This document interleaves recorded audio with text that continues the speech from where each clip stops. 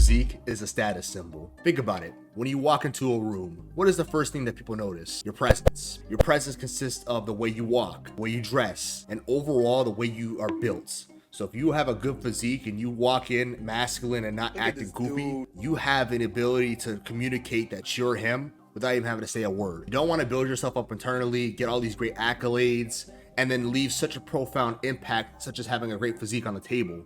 Why not be the complete package? And besides that, it's not all about just impressing others. You unlock a confidence that cannot be taken by any man. Just to make it as simple as possible, we're going to embark on a journey that allows us to see exactly how you achieve a great physique and how you're able to leverage a great physique once you have it. Let's start off with step one, training. One of the first key things you need to do when you start training is get out the house and get into the gym. A lot of you times you guys stay at home and work out hoping that you'll get big. Most of you guys will never get big sitting at home working out. And there's a couple reasons for this. Number one, when you're at home working out, most of the time you're limited when it comes to equipment. If you don't got at least a bench press and some dumbbells at your house, you're severely limiting your gains by not going to a real gym. You don't gotta go to a fucking super meathead gym or go to a gym where everyone's juiced the fuck up, but you gotta get out the house to a gym, even if it's like a Planet Fitness. I went to Planet Fitness for like 4 years straight and I was able to get immense gains. Popularly limited equipment you have, you also don't have people there to push you. You don't have the baddie in front of you sitting there working out with their cheeks in your face, fucking shaking them up and down. You're like, you don't got none of that. You don't got anyone there to push you. You don't have your friends there. You don't even have a goddamn gym rival. You know, when you get into the real gym, you start really working out, you're gonna push yourself a lot harder because there's eyes on you at some point. At least you feel that way. Top of that, a lot of you guys need to maximize your newbie gains. Newbie gains are essentially when you first start working out. Within the first year, you usually gain around 10 to 15 pounds of muscle. And it's so crazy because one day you look like a fucking little twig, and the next day you look like fucking the buffest dude on the planet. And at least in your head, until the body dysmorphia kicks in, unfortunately. Overall, you need to embrace this phase. You need to go in the gym every day with that mentality that, like, if I put in this work for this year, I'm gonna look significantly better than when I started. A lot of you guys go to the gym for 2 months, and then at that point you're thinking like, oh, I'm never gonna be big in my life. but in reality is you just have not put enough time into it. And the worst part is this: you guys be in the gym for 2 months going hard as hell. You guys be training like you're about to save Gotham. You guys be in that gym hard as a motherfucker. But when it comes to the gym, there's a simple formula. It's a matter of time plus a matter of grind. The body I have right now, that comes from 5 years of being in the gym consistently, not really missing too many days of not going to the gym. Even if it's for like 20 minutes, I'm still going to the gym. So now once you guys get in the gym for longer than 2 months, there's really two components you need to focus on: progressive overloading and compound movements. So with progressive overloading, it's pretty simple. All you're really gonna do is increase weight over time as you continue to train.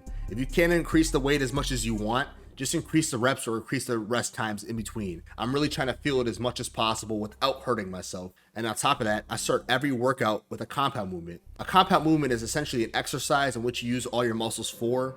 So when I start off a workout, let's say I'm doing chest, I'm gonna hit bench. If I'm doing legs, I'm gonna squat. If I'm doing back, I'm gonna do some pull-ups. I use these to really maximize my energy during the beginning, just so that way I can get the most out of the exercise. I want you guys to give yourself enough time to rest. If I have to, I'll sit there for 3 minutes just chilling with a timer on, just so that way I can catch my breath and get ready for the next set at full energy. I don't want to do a half-ass set and then potentially hurt myself, or just half-ass it and then just act like it counts. Here's my weekly training split. This is what has worked for me for the past 5 years. Again, you guys can make your own training splits. I just say whatever training split you go with, commit to the action of making it count. And so once you start implementing these strategies into your own routine, you're gonna see yourself becoming more disciplined. And so once you're able to get this discipline from working out, that same discipline can be leveraged to do whatever you want in life. I literally look at YouTube as building my physique, but as far as the YouTube channel, I know that it's not gonna be overnight. But I do know that if I commit to one action per week and I go ahead here, upload consistent, good quality content within 5 to 10 years or however long or however short it may take, I'm gonna be successful at some level. I don't look at everyone else's channel and say, oh, I hope I'm as big as them. I hope I'm as big as them. And so once you're able to get this gym mentality and this discipline, it makes getting things you want in life a lot easier because you know that it's behaviors over outcomes. The second and probably the most important step is your diet. I know this has been said probably 1,000 times in your life. Every time you watch a gym video, it's like, eat good, eat clean, eat good. But in reality, it is true. You cannot out-train a bad diet. I have lived both sides of life, having a bad diet in training and having a good diet in training. So here are my key principles when it comes to nutrition. The first thing is to hit your protein intake daily. The average rule for protein is to eat 1 gram for your body weight. So if you're 170 pounds, you should be eating 170 grams of protein. I'll make it easy for you. If you drink a protein shake with 2 scoops, you're already at 50 to 60 grams of protein. On top of that, you eat, a good lunch, a good breakfast, and a good dinner. You could easily hit that within those 4 meals. So before we move on to the next key principle, I'm gonna leave you guys a list of protein hacks that I have, just so that way you guys have a way to differentiate, your protein in sources and things like that. Another key principle you have to incorporate to have a good physique is drinking enough water, staying hydrated. And if you're not drinking enough water, it's gonna severely limit your gains, especially if you're on creatine. Water helps transport nutrients and things of this nature. It helps you recover better. And so if you're not drinking enough water, you need to get on that. I think drinking 1 gallon of water a day is super attainable, especially when you wake up earlier as well. When I first started training and really getting my diet on point, I used to be one of those dudes who would carry a gallon of water around.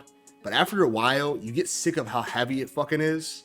What I do now is I drink 5 of these a day. I'm not sponsored, but you can literally get this from Target for like $2.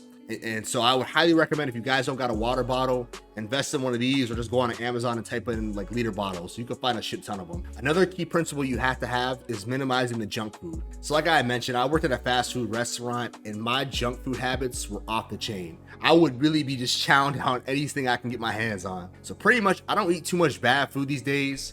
I might eat an occasional, cheat meal or whatever per week, but I'm not really overly indulging. I don't really eat candy as much anymore. You have to limit the amount of junk food you're intaking, because the junk food is going to keep your body fat high as fuck. You guys will probably be a lot more lean if you guys cut the junk food and sugar out. You have to find a diet that works for you. Again, I'm not the kind of person who could sit there and eat the same bland ass meal each day and be happy doing it. I can do it for stretches. I can do it for a month if I have to. I can do it for weeks on end. But I'm not able to do that for like a year straight, because that's just not how I am. I never grew up eating bland ass food. Some of y'all boys at Thanksgiving are used to eating that nasty ass, dry ass, unseasoned ass, nasty ass, fugazi, bland, disgusting, dry food. But the key thing is that it has to work for you. It can't be always about looking as best as possible. You gotta give your mental health some rest as well. Especially a lot of you guys who are really grinding. You guys are going hard as fuck at the 9 to 5. You're going to the gym hard as fuck. You're not going out at all. You're in monk mode. And then on top of that, you're trying to force yourself to only eat something that you don't want for a year straight. You can do it, but it just has a lot of mental consequences that leads to burnout. Another way to leverage your physique, now that you're starting to hit these newbie gains hard and really get your diet on point, is to start showing your body off in social settings without being weird or egotistical or narcissistic. And what I mean by that is just like, once you start getting these muscles, I want you guys to solely incorporate different ways and different methods to show it off. Like, for example, right now I'm about to go watch some turtles race. I know. What the fuck do I look like going to watch some turtles race? Damn well I'm not there to go see no goddamn turtles race. You know what the fuck it is. And as you guys can tell, I have this short sleeve dress shirt on. This dress shirt tailors to my body so much better than a baggy shirt. Like, Pete, your boy looks like fucking Van Diesel. If you guys can go out to day parties or go out to the beach during the summertime, you guys should be trying to hit those spots as much as possible if your physique's on point. Because when you start going out there, you'll see that majority of dudes don't have their physique on point, because 99% of the time on the weekends, they're partying and drinking. So once you guys get your physique on point and you're leveling up in your life, you leverage your physique not only to get more women, but also to get a stronger network of people that you know. Remember to focus on recovery. You're gonna want to make sure that your health, as far as your physical health, is on point. Especially when we start training at first, we start really neglecting our health because we're like, all right, stretching takes too long. I'm just going to go straight out and work out. That's cool in the short term, but if you continue to do that long term, you're going to cause yourself a lot of problems and headaches that you don't need. When I first started lifting, I had sleep apnea for the first 2 years. I didn't even know about it. I would take a scoop of pre-workout and get right to it. Never really questioned why I was feeling this way or why I was such in a fog until I got diagnosed and got that solved. I don't know how many gains I've lost by just not sleeping correctly. And another thing, probably the most important recovery step, is making sure you stretch. I cannot emphasize the importance of stretching.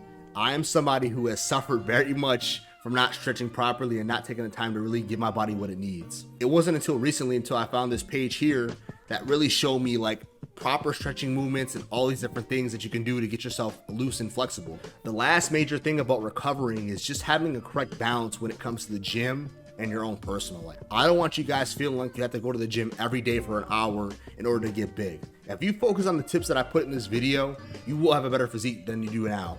if you put the work in and put the time into it. I don't want you guys feeling like this is such a process. I want you guys to feel like it's a journey. Once fitness starts feeling like a journey and feels like something you like doing, that is when it becomes addicting. And there you have it, a simple guide that not only helps you achieve a great physique, but also some ways to leverage it and also give you some hacks so that way it makes it a lot easier to go down this road. I want you guys to ultimately build the physique you want, because at the end of the day, it is a status symbol. So now that you have the strategies and the hacks that I provided in this video, when you pair it up with the strategies I put in this video here from earlier, you're gonna allow yourself to become the best version of yourself without having to do too much work over the long haul. My name is KJ the Black Ace. I'm always posting content like this weekly, so click subscribe. I also have social media in which you guys can DM me there.